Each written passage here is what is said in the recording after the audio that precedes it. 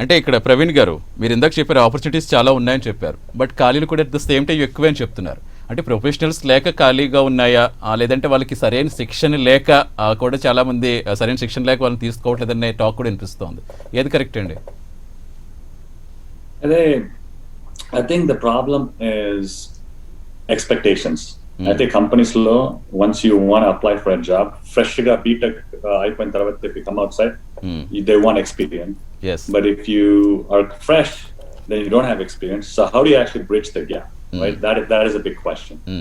And the best way to do it is most of the engineering colleges, you already are learning some basics. You're learning the basics of maths, you're learning the basics of statistics, or you're learning the basics of some software programming, right? I think it's important to know that you have to be strong in your basics. So even if you are coming out of a B.Tech engineering college, there are hundreds and thousands of engineering students coming out of Indian colleges, right? Companies like Infosys or Cognizant or TCS, they need people because they provide a lot of support to the US clients, the commercial clients, the government clients, and they don't have enough talent. And the reason is because they don't expect you to know everything, but they expect you to know at least the basics. So once you know the basics, then they can actually provide you the training in the other areas that can help you become or transition into the data scientist that you want to be, right? So it's not that there is a gap in education.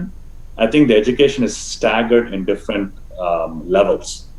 And it is important now that everybody breaks those barriers. You don't have to wait to finish step 1, step 2, step 3 to go to step 10.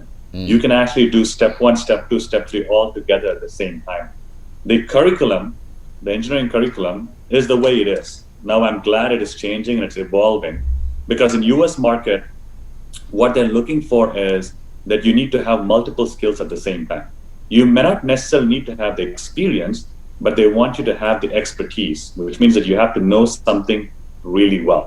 So if you're really good at math, then build on math strongly. If you're really good at statistics, build on stats really well. Because especially for data science, English lo ipudu grammar undi kada, grammar is so important to understand how English language is spoken and written, right? I think data science lo statistics is a very important aspect of data science.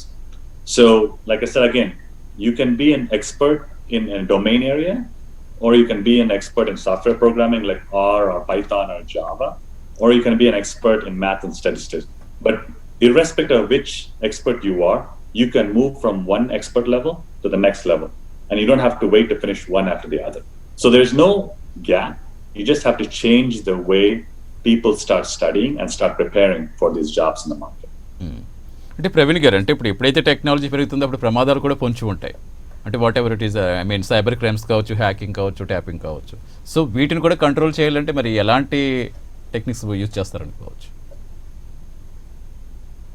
So data science ki, AI ki, they have cyber principles built into it. Again, it's part of the machine learning and the deep learning, different aspects of what data science does. I think if you want to understand data science is a better field. In the data science, you have to understand, you have to first capture the data, you have to analyze the data, you have to visualize the data, and then you have to make informed decisions. I mean, that is what the different aspects of data science is. Artificial intelligence, it is one aspect of a language that allows the machine to think and make decisions like a human does. And that's where they use past performance models, the statistical mathematical models to help make those decisions using algorithms, right? And that's why data science is so important. And from a cyber security standpoint, even in cyber, when you actually do hackathons and stuff like that, you still need to understand how the data is tied to each other, understand the correlation between each other, right? So there is a strong correlation of data science in every aspect of IT. So as long as you understand how to apply some algorithms and machine learning, you can actually dive into every aspect, even cloud computing or DevOps. It's called data ops these days.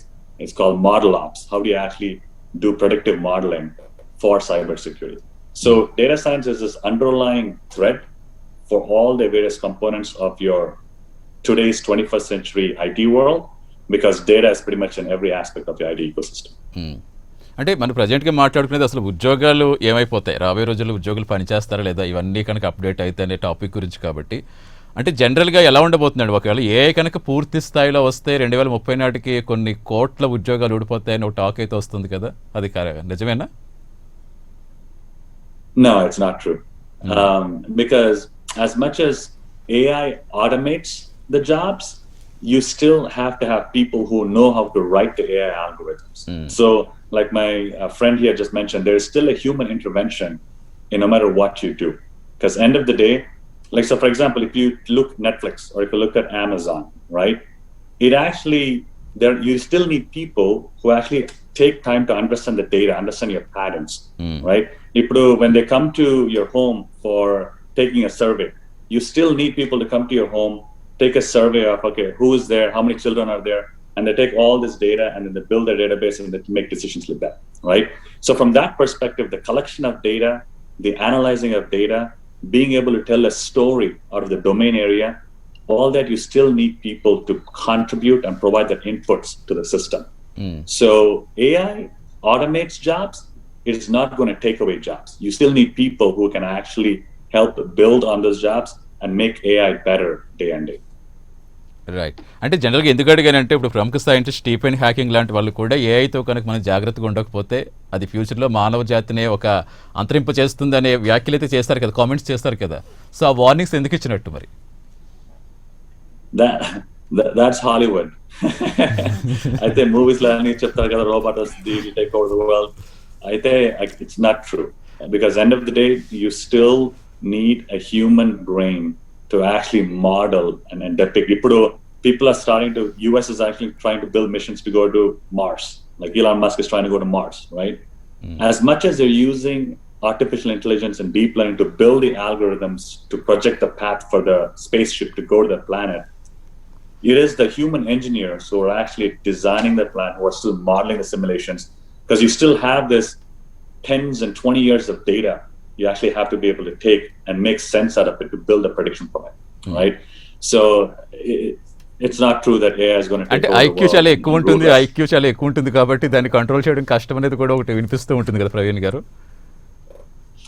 There is a perception that way, but I still always think that humans are always smarter than AI, because we are the ones who created.